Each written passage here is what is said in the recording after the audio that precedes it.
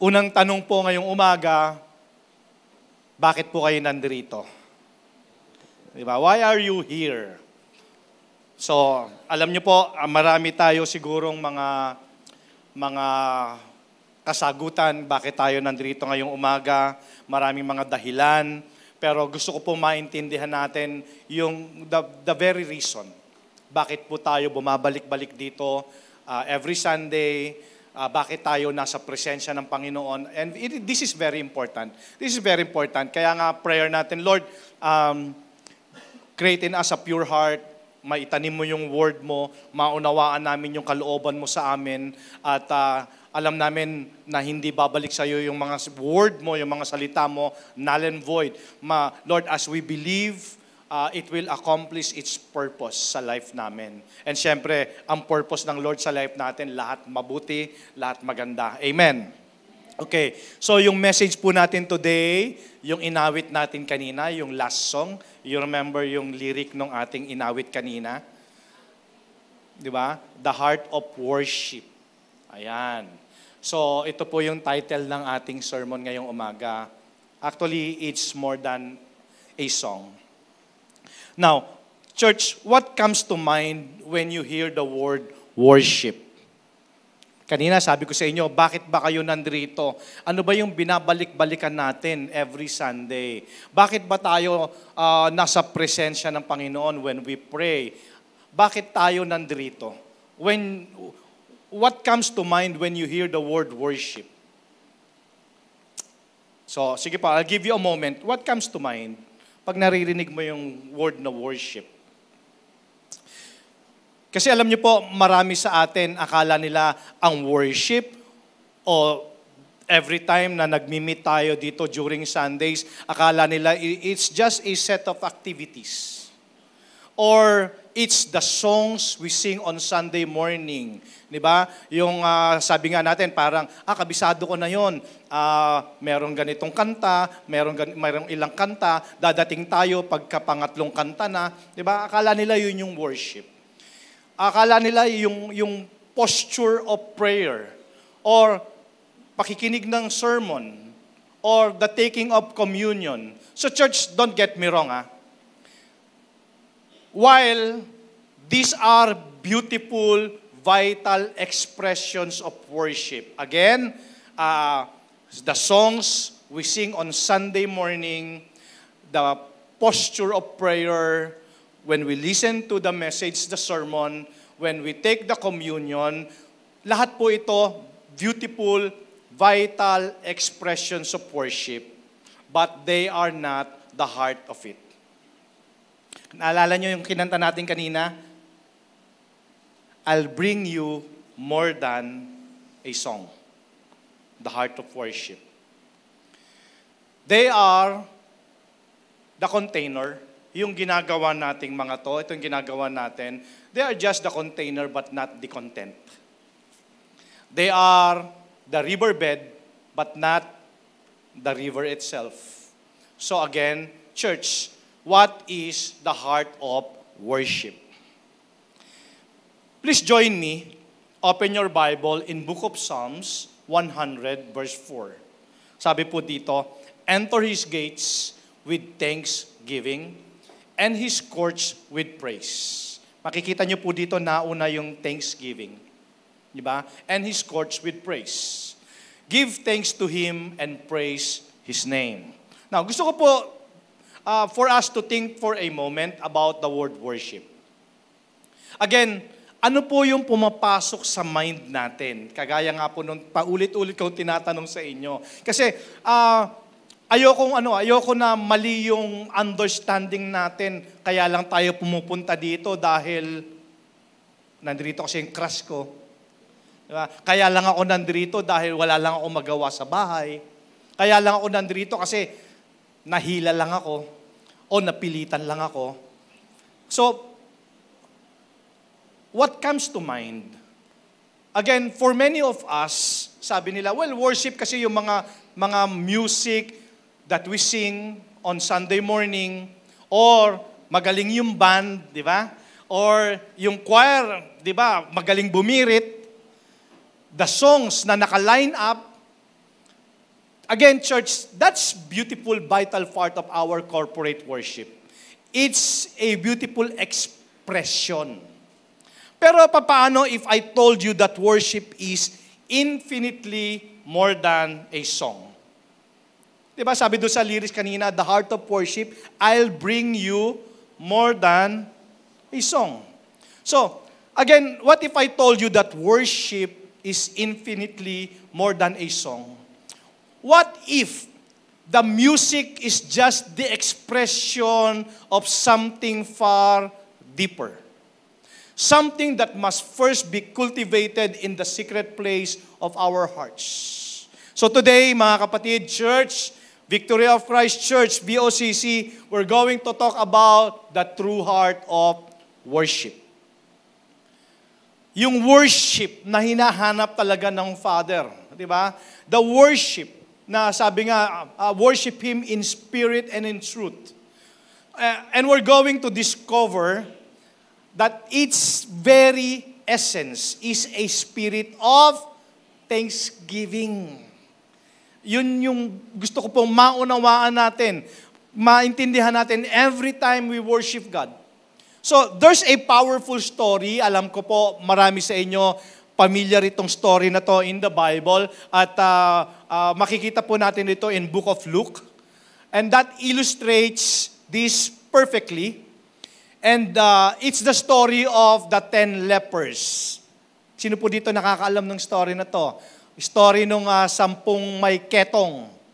Okay? So, makikita po natin yan in Book of Luke, chapter 17, verses 11 to 19.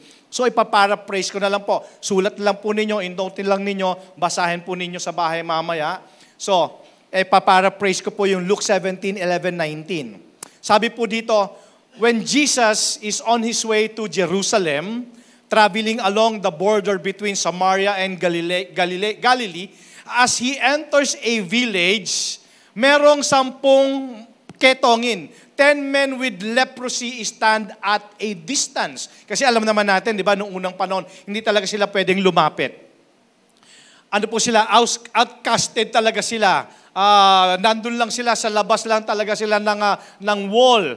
Hindi sila pwedeng makihalubilo. So 10 men with leprosy stand at a distance and they call out in a loud voice, Jesus, Master, have pity on us. So Jesus sees them and simply says, go, show yourselves to the priests. And as they go, they are cleansed. So, one of them, the moment he realized he is healed, turns around. Okay? Gusto kong makita nyo to mga kapatid, ha? The moment na makita niya, actually pag binasa mo tong story na to, makikita mo doon na talagang nakita nila yung skin nila, unti-unti, para bang miracle talaga. Makita nila talagang yung mula doon sa rough skin, yung may ketong na skin, unti-unting kumikinis. Di ba? Parang walang kailangang beauty products to. Walang kailangang skincare to. Talagang it's miracle from heaven. Talagang yung ketong talaga nila talagang gumaling. Okay. Now, itong isang mama na to na may leprosy, he doesn't just walk back. He comes back praising God in a loud voice. He throws himself at Jesus' feet, nagpa-tinghulod ba na tawag doon? Tingluhod. Di ba? Sa Tagalog. He throws himself at Jesus' feet and thanks Him. And Luke makes a point to tell us this man was a Samaritan. Okay, hindi nga siya Israelites eh. Di ba? Isa siyang foreigner, outsider. So, Jesus then asked a question na ito yung tanong na actually hanggang sa mga panahon natin ngayon sumusugat ito sa puso natin eh. Okay. And ito rin po yung katanungan natin ngayong umaga in this room. In this story, 10 yung pinagaling, merong isang bumalik, di ba? Lumuhod siya sa harapan ni Jesus, nagpasalamat siya. Ngayon, ang unang-unang tanong ni Jesus, di ba, 10 kayong pinagaling ko? Nasaan yung iba? Nasaan yung siyam?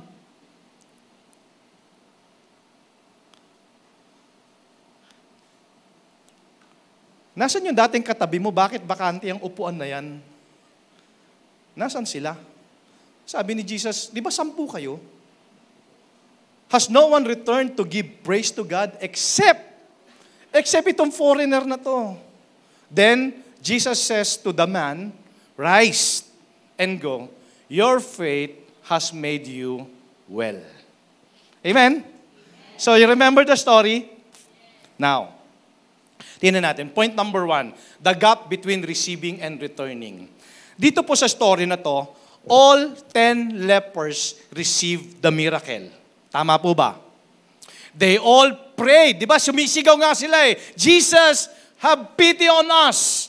Have mercy on us. They all prayed the desperate prayer. Di ba ganun tayo? Lord, please, tulong. Di ba? Ganun tayo sa Panginoon, di ba? They all heard Jesus' command. Anong sabi ni Jesus? Go, show yourselves to the priest. Di ba? Narinig nila pare-pareho yung command ni Jesus. They all step out in obedience. Sumunod naman silang 10. And they all experienced the healing power of God. Their skin was clean. Their lives, bumalik siyempre yung kanilang dating buhay. But only one returned. So this is the first lesson for us about the heart of worship. Church, it's possible to receive from God's hand without ever returning to His heart. It's possible to enjoy the gifts, healing, provision, answered prayers, while completely overlooking the giver. Possible ba? Possible na marami na-enjoy nila yung healing? Na-enjoy nila yung gifts ng Panginoon, provision, pero nakalimutan nila yung nagbigay. Possible ba? Ganun po yung story itong 9 lepers na to. The 9 lepers were focused on the healing. The 9 lepers were focused on the blessing. Di ba yun ang problema natin eh? Nakafocus lang tayo doon sa ibibigay ng Panginoon. Nakafocus lang tayo sa blessing. They got what they wanted. Their need was met, and they move on. Bye-bye, Lord. Diba? Nakuha na nila yung gusto nila. Diba? Parang sa prayer natin, imbis na Panginoon, pahingi noon. Ganun na lang lagi, pahingi noon, Lord, pahingi noon, pahingi noon. Nung ibinigay ng Panginoon, bye-bye, Lord. You remember, even in our group, diba? Sa cell group nga natin, nagkukumustahan, kumusta ka na? Napaka-bless, pastor. Grabe. Na-close ko yung deal. Napaka-bless, pastor. Punong-puno ng pagpapala. Diba? Nakafocus tayo dun sa blessing. Pero kumusta naman yung nagbigay? How often do we live our spiritual lives like this? Paano ba tayo bumabalik sa Panginoon? Lord, bigyan mo ako ng trabaho, Lord. Nung nagkaroon ng trabaho, binigyan ng Panginoon, moves on. Bye-bye, Lord. Tama? Lord, heal mo ko. Heal mo yung family ko. Heal mo yung kaibigan ko. Nung pinagaling, moves on. Bye-bye, Lord. It's possible, church, na ma-enjoy ang blessing ng Lord, yung mga gifts. Pero kadalasan, nakakalimutan natin bumalik at magpasalamat doon sa nagbigay sa atin. We are expert consumers of grace, di ba? Parang, ang ganda talagang God is gracious. God is graceful. Di ba? But often amateur worshipers. Gustong-gusto natin yung blessing, pero nakakalimutan natin yung blessor. So the heart of worship, however, is not found in the receiving. Again, church, what is the heart of worship? It is not found in the receiving, but in returning. Yun yung heart ng worship. Kung paano ka bumabalik.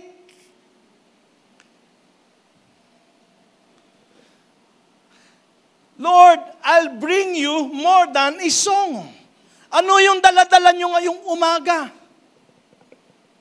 It's in the turning around, the deliberate act of coming back to the source of the blessing and saying, Lord, thank you. Tama ba? Yung ba yung daladala natin ngayong umaga dito? Hindi yung ano kaya naka-line up nilang kanta. Diba? Ano kayang kulay ng makeup ni sister ngayon? Iba. Parang iba-iba yung napapansin natin. Pero ano ba yung bit-bit mo ngayong umaga? Ano yung dala-dala natin? Lord, I worship you. And I worship you more than a song. I'll bring you more than a song. Ano yung sabi natin kanina, church? The heart of worship, however, is not found in the receiving. Di ba? It's in the returning. Kung paano ka bumabalik. So, point number 2 is, thanksgiving is the engine of worship. Tingnan niyo po ito. Kung ano yung ginawa ng isang mama, di ba? 10 sila eh. Ano yung ginawa ng isang ketongin dito? He praised God in a loud voice. Di ba? He fell at Jesus' feet.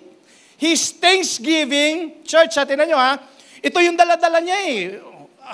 Di ba, mga kapatid, even King David says, di ba, Lord, ano bang pwede kong ibigay sa'yo na hindi galing sa'yo? Sa'yo naman lahat galing eh. Tama ba? Ano bang meron tayo na hindi galing kay Lord? Lahat galing kay Lord eh. Ano yung pwede natin dalhin kay Lord na hindi naman galing sa Kanya? Our worship, returning back with our thanksgiving. Amen? Yung thanksgiving was demonstrative. Yung pala yun, ang tunay na may pusong nagpapasalamat, dinedemonstrate. Kaya nga, di ba, may mga nagbibigay ng flowers, may mga nagbibigay ng gifts, may nagbibigay ng mga chocolates, even money, di ba? That's how, on our own little way, ganun natin dinedemonstrate yung ating pasasalamat, di ba? And emotional and humble. Yung gratitude was the engine that powered His praise. Thanksgiving is the fuel that moves us from a silent, private blessing to a life of loud. Ito yung natawag na demonstrative worship. Kaya nga, di ba, pag sinabi dito nung nagli-lead ng worship natin, come on, mga kapatid, worship natin ang Lord. Di ba, worship natin. Siyempre, ano yan eh, yun yung heart of worship natin na talagang, Lord, kaya ako nandito kasi ito yung kaya kong ibalik sa'yo. Ito yung kaya kong ibigay sa'yo, yung papuri at pasasalamat. Amen? It transforms worship from a duty into a delight. Di ba? Ang kaligayahan natin ang i-worship ang Panginoon. When we cultivate a thankful heart, the songs we sing on Sunday, yung mga kinakanta natin, yung line-up natin every Sunday, are no longer just lyrics on a screen. Hindi na siya lyrics di ba? Habang inaawit mo siya, nagde-declare ka, it's sort of a prayer, it's no longer just a lyrics on a screen. They are the overflow ito, nung isang buong linggo na worth of noticing God's goodness. Ito yung sa araw-araw na ginawa ng Diyos, yung pagpapala niya sa atin, di ba? Kaya yung lyrics na, hindi na nga yung lyrics ano na to talagang testament na to ng goodness ng Panginoon. They are the eruption of a soul that has been counting its blessings. Di ba? Habang umaawit ka, Lord, it's more than a song. Salamat, Panginoon. Talagang ito nakalipas na araw, Lord, pinagaling mo kami. Lord, yung favor mo nakita namin. Salamat po, Panginoon. Di ba? Kaya mapapa-new song ka na lang talaga Diba? When you say new song, di ba? New song is no longer the lyrics na nababasa natin. It's a song na coming from your heart. Yun na yung new song. Pag sinabi dito ng ating song leader na sing a new song, yung Lord, salamat po, di ba? Purihin ka, napakabuti mo, you're good. Di ba? From your hearts, it's no longer the lyrics on the screen. Di ba? It's the testament, di ba? Ng goodness ng Lord sa buhay mo. Amen po ba? So that's point number 2, di ba? Point number 2 is thanksgiving is the engine of worship. Okay? So, sabi dito sa text natin kanina in Psalms 100 verse 4, dito naiintindihan ito ng psalmist eh. Okay? It gives us the order of operations for entering God's presence. As we enter, di ba, into His presence, sabi dito in Book of Psalms 100 verse 4, enter His gates with thanksgiving. Ganun ba tayo? Hindi yung pag-worship mo, even in prayer, pagpikit mo na mata, Lord, pengi naman. Di ba? Wala mo nang thank you. Wala bang church? Okay, believe me. Or, agree ba kayo na marami naman talaga tayong pwedeng ipagpasalamat sa Panginoon? Tama? Kasi, Pastor, kung isipin ko noong nakalipas na mga araw, parang wala naman ako yung pagpapasalamat eh. Hindi nga. The very fact that you are breathing at this very moment, dahilan na yun para magpasalamat tayo, di ba? Tama ba? Maaari ka lang kasi siguro hindi natin na-appreciate kasi iba yung ine-expect natin. Pero God is good. God is good. Ang dami natin pwedeng ipagpasalamat sa Panginoon. Kaya nga dito sabi natin, di ba, ito ay isang operation, Psalms 100 verse 4, in entering God's presence. Enter His gates with thanksgiving and His courts with praise. Now, mamaya, pag-usapan natin kung ano yung pagkakaiba nila. Kasi, when you say praise, it's also another thing of giving Him thanks. Pero it's more on praising is yung ina-acknowledge mo of who He is. Okay. Tama naman yon. Pero dito sa Psalms 100 verse 4, it gives us the operation of entering God's presence. Dito, you start with thanksgiving. Diba? Yun yung, kaya ako pupunta dito ng Sunday, kasi because of God's goodness sa life ko, para pasalamatan ko yung mga bagay na ginawa niya sa buhay ko. Diba? So enter His gates with thanksgiving. Diba? So you start with thanksgiving. Praise is acknowledging who God is. We know that He's holy. We know that He's mighty. And there is none like Him. We know He's sovereign. Diba? But thanksgiving is acknowledging what God has done for you. Yun po yung importante. Kasi, alam nyo, ang problema sa ating mga tao kasi, ang bilis natin humingi, pero ang tagal nating magpasalamat. Sino dito yung mag-agree pag sinabi ko na meron daw dalawang mga words na napakasarap sa tenga natin. Number 1 is yung word na sorry. Sarap ba pakinggan yung word na sorry? Another one is thank you. Di ba masarap pakinggan yung thank you ba? Kahit maliit na bagay, na-appreciate natin, thank you Salamat from the bottom of my heart, salamat. Di ba, yung taong yun, alam mo yung taong yun, ang sarap bigyan. Yung taong binigyan mo na nakasimangot pa, di ba? Parang di ko na ulit bibigyan to. Amen? We appreciate, malit man yan o malaki. At ganun din kay Lord. Kasi gustong-gusto ni Lord yung marinig tayo nagpapasalamat sa Kanya. That we appreciate the blessing. Amen? So thanksgiving is acknowledging what He has done for you. It's personal. Kaya pala sabi dito sa Psalms 100 verse 4, enter His gates with thanksgiving and His courts with praise. Lord, it's because it's personal, it's specific. Diba? Ano ba naman magpasalamat tayo? Lord, thank you for that healing. Diba? Specific. Thank you for that unexpected provision. Sino dito yung talagang mapapa-thank you, Lord, thank you. Yung alam mong walang-wala ka na talaga today, alam mong walang-wala ka na talaga nung nakalipas na araw, pero biglang si Lord nag-provide. Di ba? Parang Totoo ba? So, hindi lang natin nakikita kasi akala natin, tayo yung may gumawa nun. Tayo yung may kagagawan. Hindi, dugot pawis ko yan eh. No, it's not you. It's always God who gives us the ability. Amen? In everything we do, it is always God who gives us the ability. It's not us. If you're successful today, it's not you. It's Him. Amen? So, amen. Palakpakan nga natin si Lord. Thank you, Lord, for that healing. Thank you for that unexpected provision. Thank you for the peace in the middle of that storm. Grabe, kung maririnig mo yung mga news around us, everywhere, may lindol, may pumutok na naman yung mga bulkan, may baha. Pero, hindi mo ba napapansin, church, kahit ano pang marinig mo around you, the Lord blessed you with peace in the middle of that storm. Alam mo meron tayong Father. Alam mo meron tayong Diyos na talagang He sustain us. Pinoprotektahan niya talaga tayo. Hindi niya tayo pinababayaan. Kaya gustong-gusto talaga ng Lord na magpasalamat tayo sa Kanya. When we begin with thanksgiving, we are priming the pump of worship. Ayun na yun eh. Pag nagsimula ka talaga na nagpapasalamat, maya-maya makikita mo na lang talaga, nagwo-worship ka na talaga. We are reminding ourselves of God's active goodness in our lives. And that naturally erupts into praise for His magnificent character. Yun yung sinasabi natin. Kasi praise is acknowledging Him of who He is. Alam natin yun, there is none like Him. Ako, when I praise Him, Lord, alam ko, you're the mighty, you're God, there is none like you. Di ba? You're sovereign. At siyempre, you are caring Father.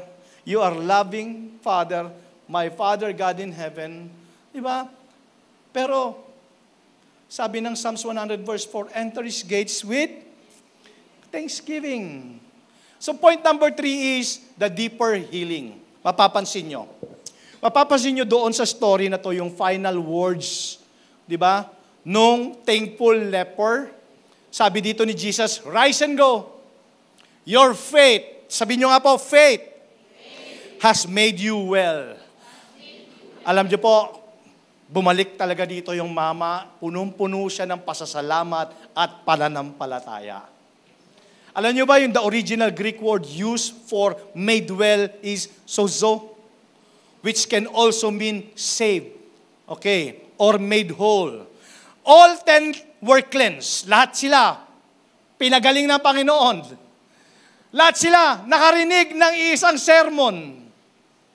But this one, the one who returned with a heart of thanksgiving was made whole. Makikita ninyo ano yung pagkakaiba, mga kapatid, ha? Na-unlock dito because of the gratitude attitude nitong isang leper na to, na-unlock yung deeper dimension of healing. Hindi lamang siya pinagaling physically.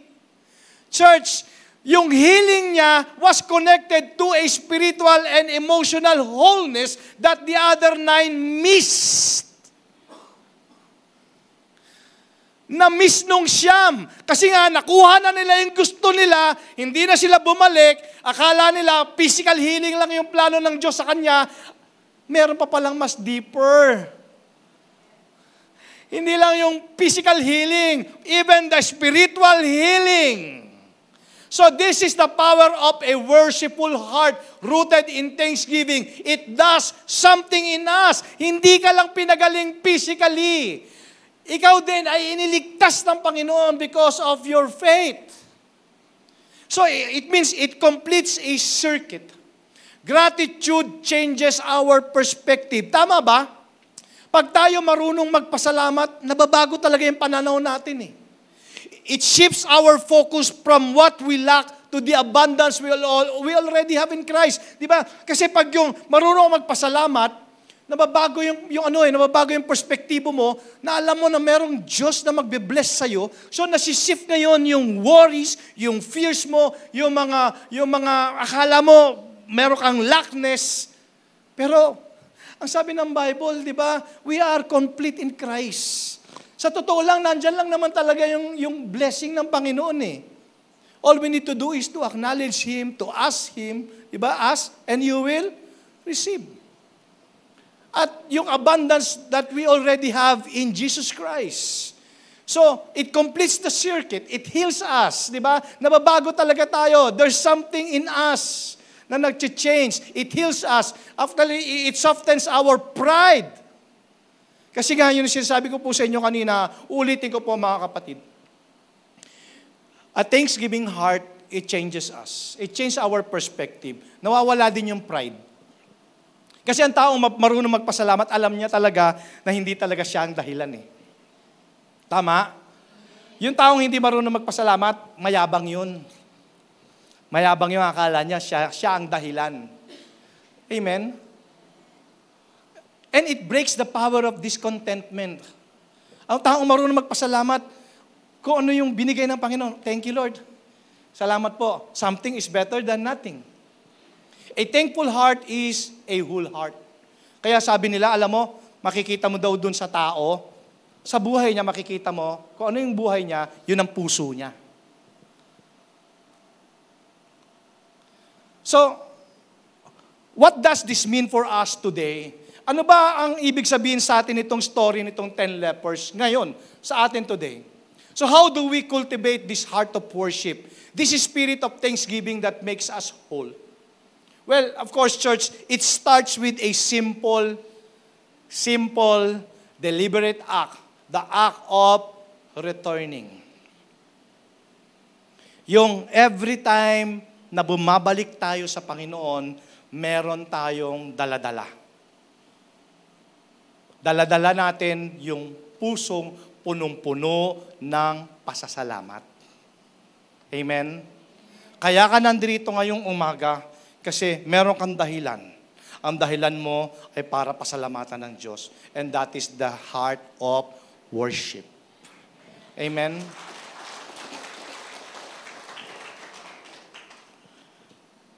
Before the music starts, bago mo itaas ang iyong mga kamay, you must first turn around.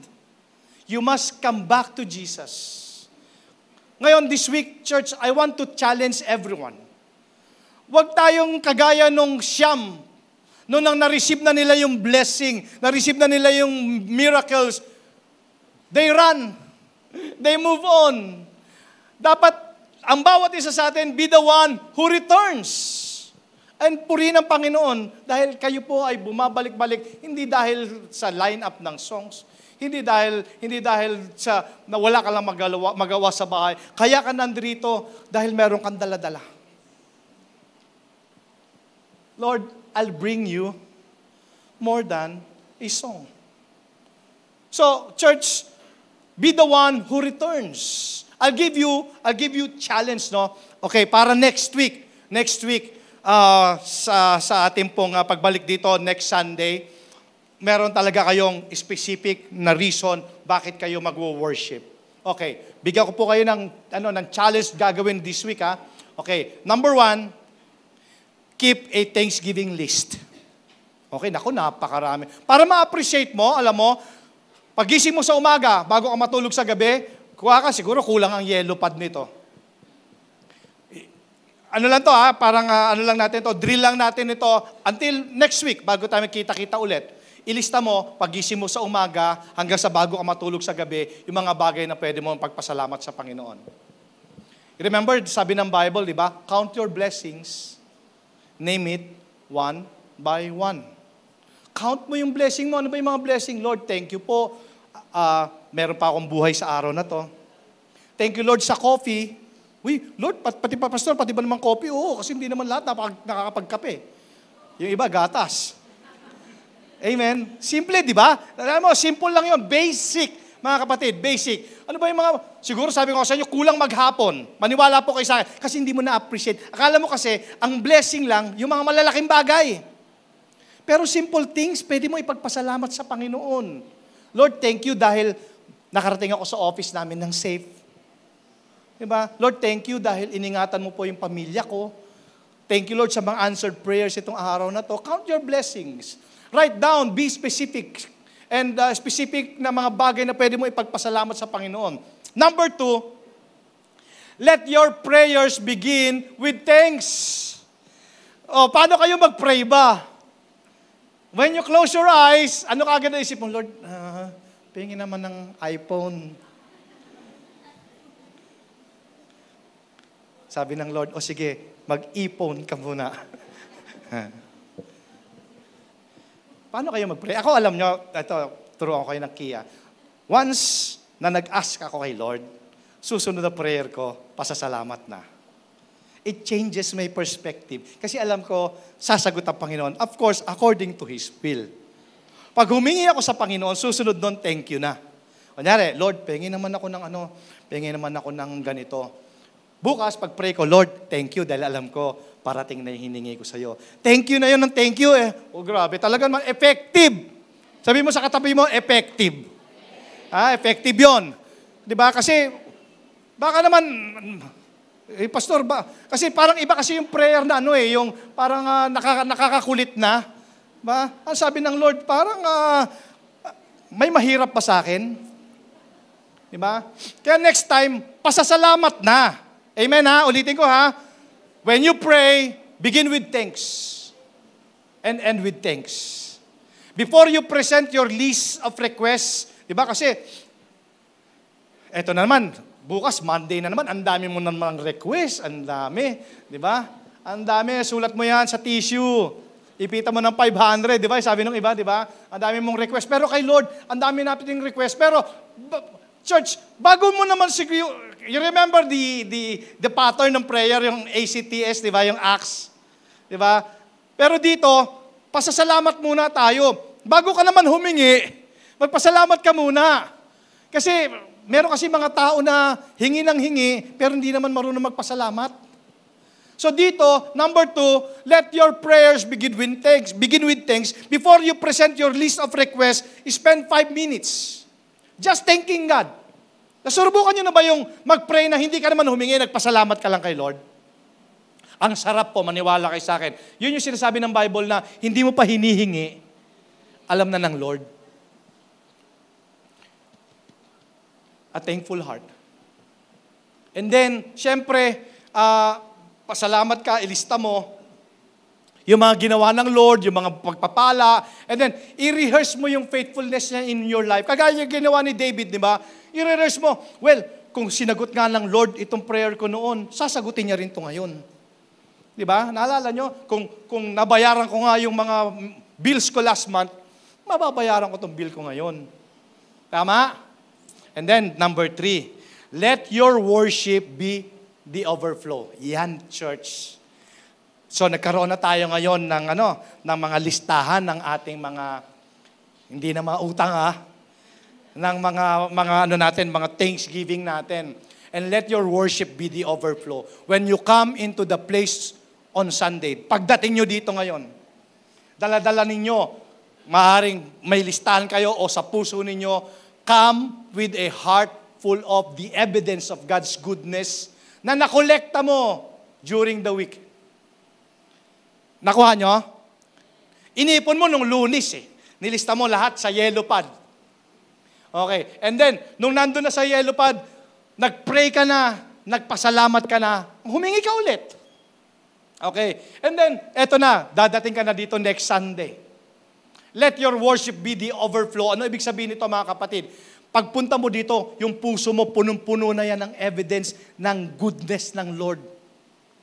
Yung mga bagay na ginawa niya sa buhay mo. And when we sing, you won't be just singing words. You'll be testifying. Gets nyo? Yung kinakanta mo ngayon, ano na lang yan? Declaration na lang yan. Testifying na lang yan ng goodness ng Panginoon. You'll be the one leper coming back to the feet of Jesus, and your worship will be loud, heartfelt, and true. At yun yung true worship na hinahanap ng Father sa atin. Because the heart of worship is not about finding the right chords or the perfect song. Alam ko meron kayong mga ganyan katabi. Diba? May ang lakas-lakas kumanta pero wala na sa tono. Tama ba? Meron ba? Pero, who cares? As long as I sing for the Lord. Ayan sinusugang ka na kita, kapatid Diba? As long as you sing from the bottom of your heart. Diba? Because it's no longer the right chord or the perfect song. It's about a simple, profound, life-changing truth. It's all about Jesus. Amen? Hallelujah. At nagsisimula po yun, ang worship natin, nagsisimula yan when we turn around. Yung ating pagbabalik doon sa paanan ni Jesus. From the depths of our souls and simply says, Lord, thank you. Amen. Yun ang masarap na worship, mga kapatid. Di ba? Hindi na yung mga bagay na wino-worry mo. Hindi na yung fearful heart eh. But a heart full of thanksgiving.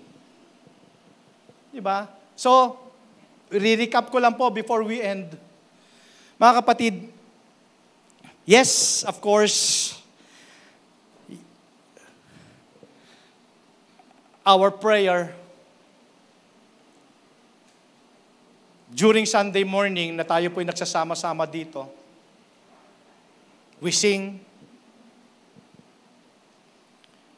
we raise our hands, and definitely, these are beautiful, vital expression of worship. But they are not the heart of it. They are the container, but not the contents. Church, the true heart of worship is returning back. Yung bumabalik ka, nang bumabalik ka, nang bumabalik ka, nang bumabalik ka, nang bumabalik ka, nang bumabalik ka, na may pusong punong-puno ng pasasalamat sa Diyos.